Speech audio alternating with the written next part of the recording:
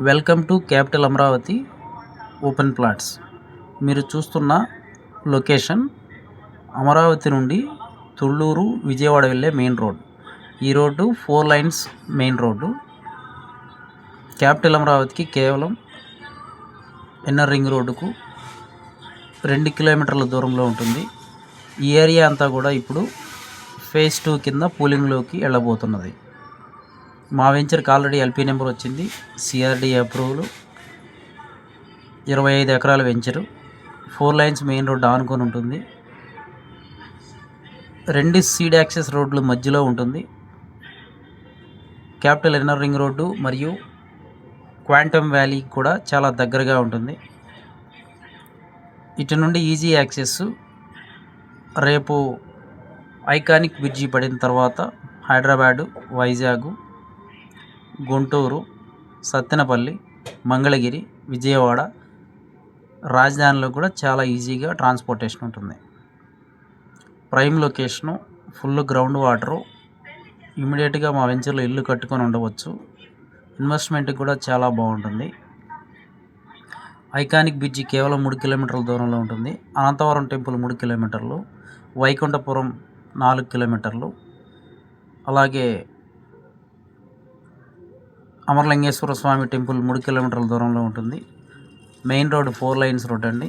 24 hours transport ఎక్స్ప్రెస్లు తిరుగుతూ ఉంటాయి. గుంటూరు, విజయవాడ, అలాగే టెంపుల్కి.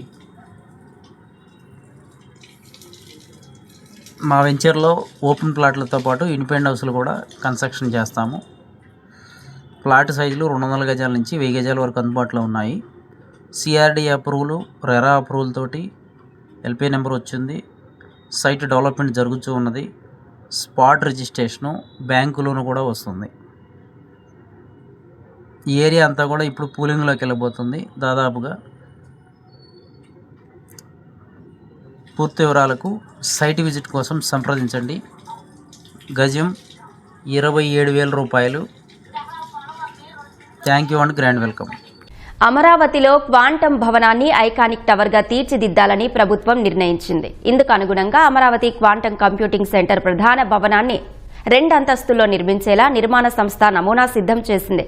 క్వాంటమ్ కంప్యూటర్, వాటి నిర్వహణకు అవసరమైన ఇతర విభాగాలు ఎక్కడ ఏర్పాటు చేయాలో ప్రణాళిక సిద్ధం చేసింది. అమరావతిలో ప్రతిష్టాత్మకంగా ఏర్పాటు చేస్తున్న క్వాంటమ్ కంప్యూటింగ్ సెంటర్ భవన నిర్మాణానికి ప్రభుత్వం ఇప్పటికే టెండర్లు పిలిచింది. ఈ నెలలోనే శంకుస్థాపన చేసేందుకు అధికారులు సిద్ధమవుతున్నారు. 2 అంతస్తుల్లో ఏర్పాటు చేసే ఈ భవనం మొదటి అంతస్తు 21,517 చదరపు అడుగులు, రెండో అంతస్తు 21,441 అడుగులు కలిపి మొత్తంగా 42,958.77 చదరపు అడుగుల్లో రూపుదిద్దుకోనుంది. అందుకు అనుగుణంగా నమూనా తయారైంది.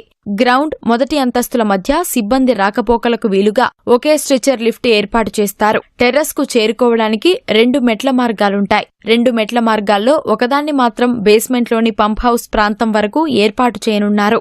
ముందు జాగ్రత్త చర్యల్లో భాగంగా అగ్ని ప్రమాదం సంభవిస్తే నీటిని వినియోగించుకునేందుకు నీటి శుద్ధి యూనిట్ ట్యాంక్ ఒకటి ఏర్పాటు చేయనున్నారు. క్వాంటమ్ పరిపాలనా భవనంలో laboratory, minimum escalation requirements lab, అనుబంధంగా పరిశోధన, అభివృద్ధి వంటి కీలక విభాగాలు ఉంటాయి. వాటితో పాటు పరిపాలనా కార్యకలాపాల గదులు, వర్క్ స్పేస్లు, సమావేశ మందిరం, మెకానికల్ ఎక్విప్మెంట్ కోసం ప్రత్యేక గదులు ఏర్పాటు చేస్తారు. పరిశోధన కార్యకలాపాలకు ఇబ్బంది లేకుండా సందర్శకులకు అవగాహన కల్పించేందుకు వీలుగా గ్యాలరీ ఏర్పాటు చేయనున్నారు. అమరావతిలో ఇంటర్నేషనల్ స్పోర్ట్స్ సిటీ నిర్మాణానికి ఆంధ్రప్రదేశ్ ప్రభుత్వం తొలి అడుగు వేసింది.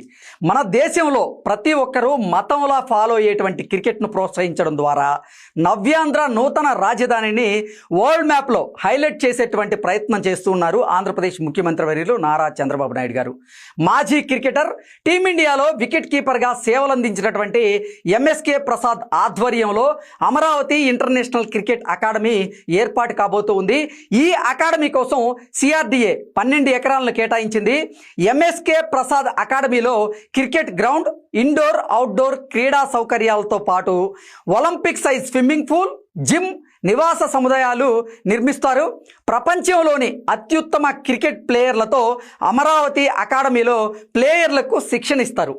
బెంగళూరులోని రోజర్ బిన్నీ శిక్షణా కేంద్రం ద్వారా అనిల్ కుంబ్లే, శ్రీనాథ్, వెంకటేష్ ప్రసాద్ వంటి దిగ్గజ ప్లేయర్లు కర్ణాటక నుంచి వచ్చారు.